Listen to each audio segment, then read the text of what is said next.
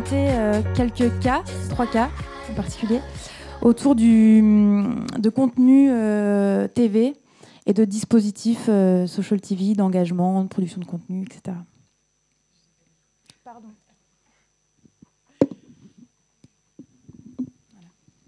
Merci.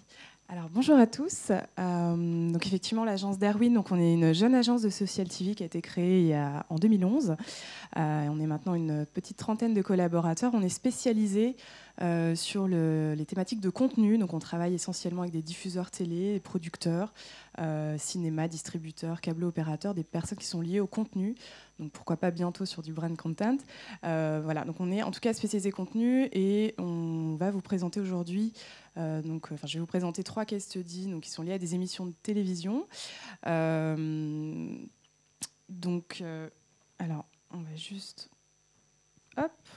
faire en sorte que ça puisse fonctionner. Je n'ai pas la technique Est-ce avec moi aujourd'hui. Est-ce que vous pouvez changer le slide en régie Oui. parce que la télécommande ne fonctionne pas plus. Ne fonctionne pas. Je sais, voilà, c'est bon. Voilà. Alors, donc, 3 case studies d'opérations qui ont été réalisées pour nos clients, donc M6, MTV et NT1. Donc, on va commencer par la tweet dictée, donc le retour du pensionnat à la campagne. Une émission d'M6, donc effectivement avec un challenge, c'est que l'émission n'avait pas été diffusée depuis 8 ans.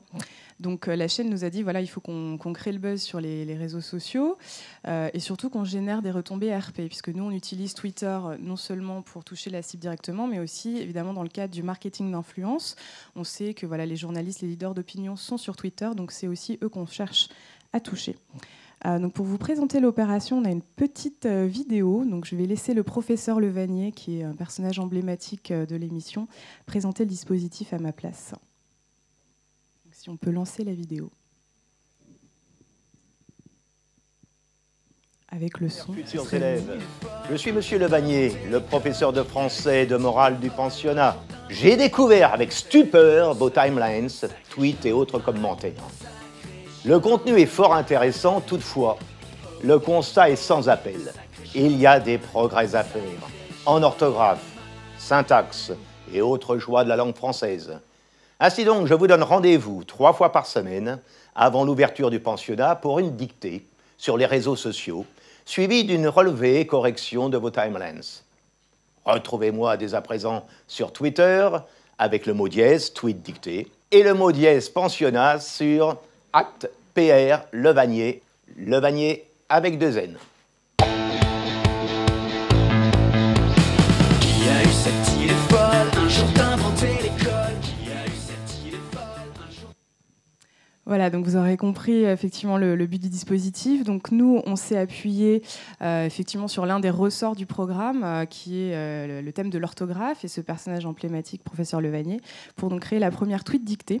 Voilà, évidemment, sur le thème de l'orthographe sur les réseaux sociaux, c'est quelque chose de très fort. On fait tous des fautes d'orthographe.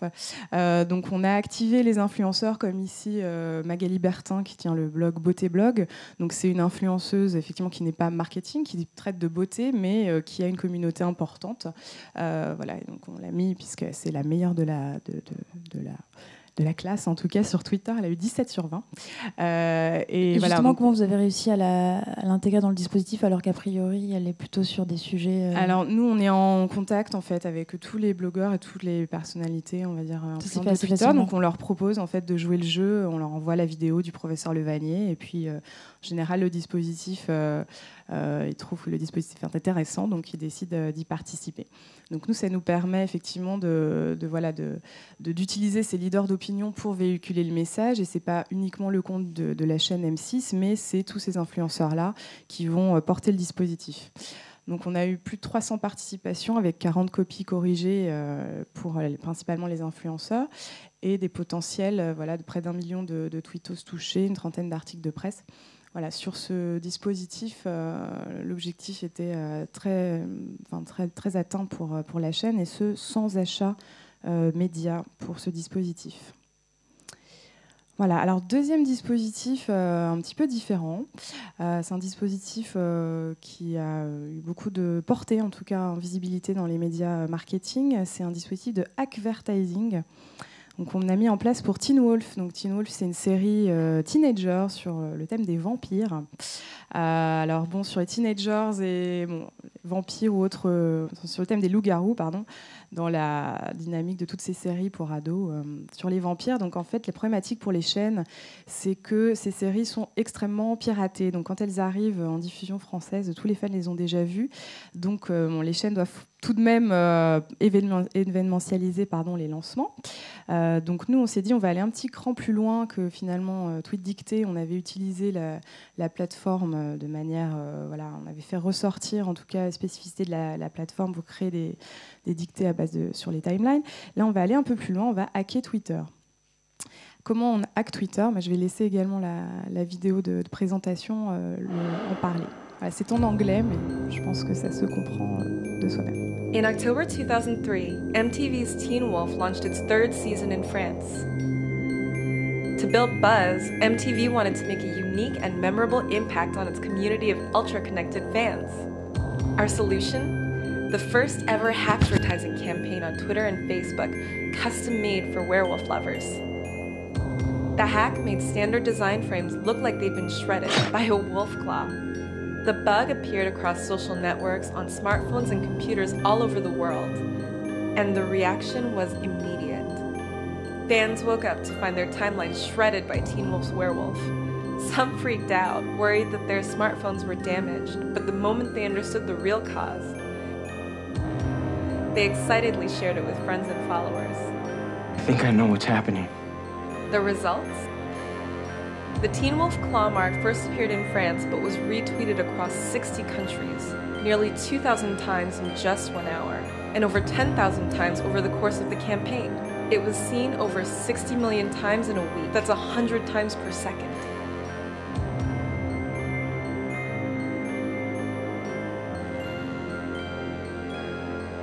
Earned media continues to multiply in France and abroad. And finally, Twitter itself caught wind of the campaign and promoted it. Talk about a winning hack.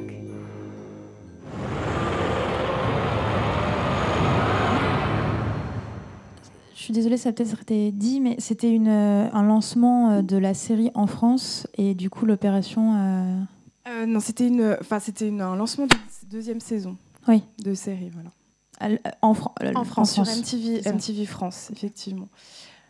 Alors, donc, effectivement, donc, vous avez compris le principe. Donc, on a utilisé ce qui s'appelle le glitch. Donc, c'est une technologie, finalement, un système de code. En tout cas, on a travaillé avec un artiste hacker qui a pu concevoir ces griffes de loup-garou. On a, comme dans l'exemple précédent, activé des influenceurs.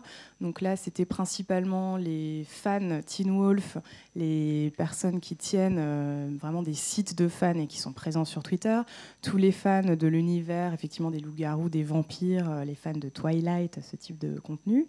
Et là, pour ce dispositif-là, on a également débloqué une enveloppe d'achat d'espace pour sponsoriser les tweets et renforcer la visibilité du dispositif sur Twitter. Il y avait également un communiqué de presse, bien sûr, donc la visibilité, donc 60 millions d'affichages du tweet, un rayonnement évidemment international qui n'était pas prévu au départ. On était particulièrement contents. Et puis un Shorty Awards, donc qui est un prix, donc une belle distinction américaine. Donc on a repris les frites et le burger.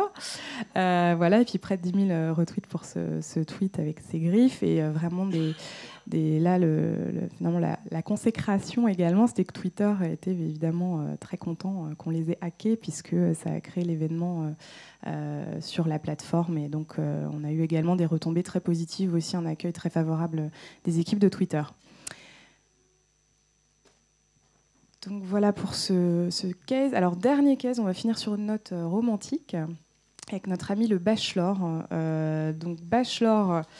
Autre problématique différente. Donc là, on est sur un programme donc c'est Bachelor de cette année, un programme qui arrive en 3e saison sur NT1 après des saisons sur M6 il y a quelques années.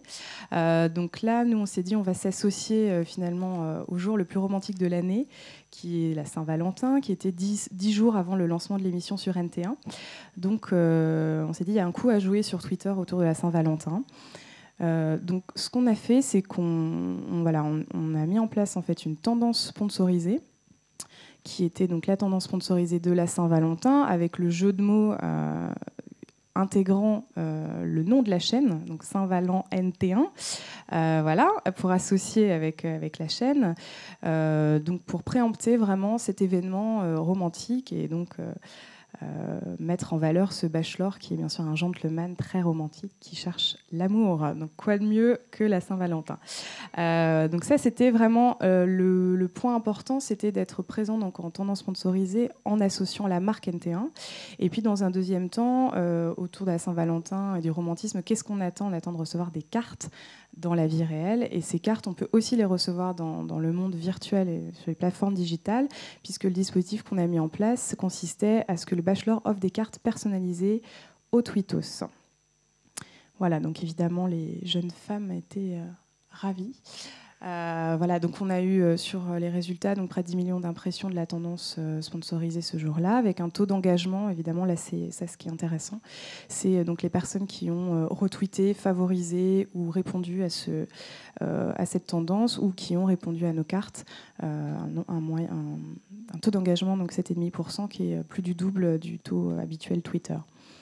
Et puis, comme je vous l'ai dit tout à l'heure, nous, ce qu'on cherche aussi, c'est de faire du marketing d'influence.